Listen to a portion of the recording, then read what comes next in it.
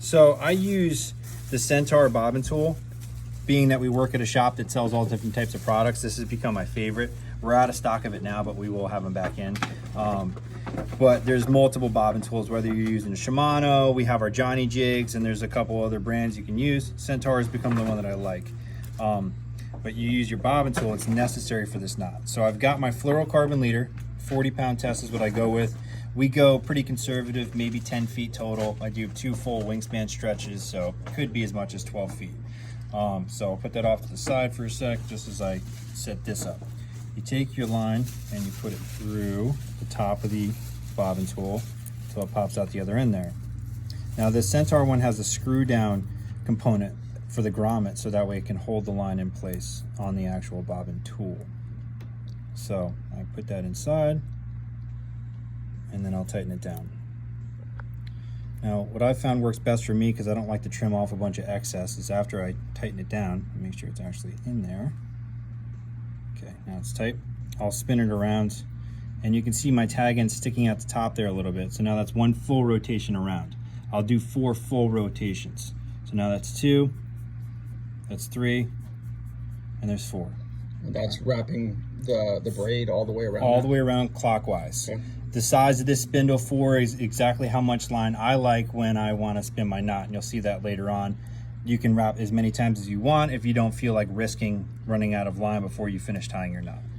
So now I take my line here, get about up to 8 inches of the fluorocarbon. That's the leader. Okay. Yep, fluorocarbon leader paired with my braid right there. I'm going to wrap it around my 2 forefingers here just to keep it nice and snug, because I'm going to hold that in the hands. Okay. So now I like to put the braid over my shoulder so it's out of the way, and I'm going to spin this around, and I go clockwise, relatively loose around the leader, and I'm just letting it fall down. The overall length is maybe what, 2 inches or so. And at the end, are you counting how many times you're doing no, that, at this point there's no need to count. Okay. All right, it's just to get a nice little thread of lines. You can see it there, it looks like a screw going down. Then I wrap the fluoro around these other 2 forefingers, because I'm going to now go back over the rest of my knot, keeping the spin clockwise, but now I'm going to do some really tight wraps. Again, I'm not counting, I'm just clockwise turning and it's staying nice and tight. And what I'm doing is I'm crisscrossing back over the line that I've already wrapped, making a very, very, very tight knot. And again, the overall length is maybe 1.5 to 2 inches. Okay. And you can see how tight that knot is already. So you wrapped back in the other direction. Yep, back down, although it's still going clockwise. Right, I got you. All right, so now that that's done, I go ahead and pull out the remaining excess. Because I only did 4 wraps, I don't have to cut a tag in. I've got the perfect length ready to tie now, half hitches to lock that knot in place. Okay. So I'll do an overhand knot over that. And I cinch it down. Now I go the other direction, still a half hitch or overhand knot, but just the other direction, because I like to alternate and they interlock and lay on each other sort of like a zipper. So then I do that one there. So that's 2. Here's the third one, going the other direction again. And 4th one, reversing the direction one more time.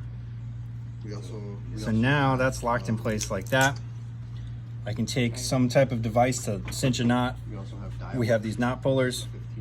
Unfortunately, another item we're out of stock of at the moment, but they are on their way. All good. So I will tighten these down, use what you got. I've used my hands before, not ideal. But what's important is, actually I'll show this. When I'm wrapping it around, whether it's a knot puller or some tool, is that you don't cross the braid. If you cross the braid, you compromise the integrity. Right. Yeah, so you just want to wrap in a nice screw pattern, just like we did the knot. Okay. Same thing with the fluorocarbon, and then I just cinch, and the knot bites into itself. And then, if my knot was going to fail, that would have been the moment of failure, right there. So the knot was between the 2 tools you have in your hand. 2 tools, and I pulled pulling in opposite directions. Correct. Gotcha. Yep. And so you can see now, I don't know if you can make it out in this video. If I don't drop it, is how clear the knot is. So there's your white braid, and there's translucent knot right there. Yep. So yeah, so it's super tight. So that's the top end of the knot there, or the bottom? That's the top. That's what's going to feed to your reel. Right. So now I've got tag ends. Okay. Because I cinched it down, now I can go ahead and cut my fluorocarbon tag in as close as I can visibly see to get it. So I have good scissors. I get it super close to the edge, and I snip. And so now the knot is technically done, but I'd like to finish the knot off with 4 more alternating half hitches. Okay. So that's what I'll do, and it's just gonna go lay on top of the braid, right, butted up against that tag end. Gotcha. And that creates, you can go way more than 4 if you want, but I like 4 because it's just enough of a ramp to ease it through the guides without getting caught on it. Gotcha.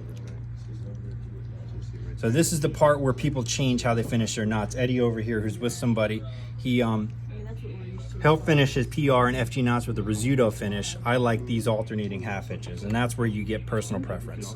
The fact is, the basis of the knot is what I did before. But there you go. There's a finished product. There we have it. Yeah, put it on my hand. Maybe you'll get a more contrast. Yeah, perfect. So there's the rod end, the braid, Yep. coming into the 40-pound fluorocarbon. We're almost ready to tie on a jig and go fishing. That's it. There it is right there. Good to Johnny go. Jig showing you how it's done. All right.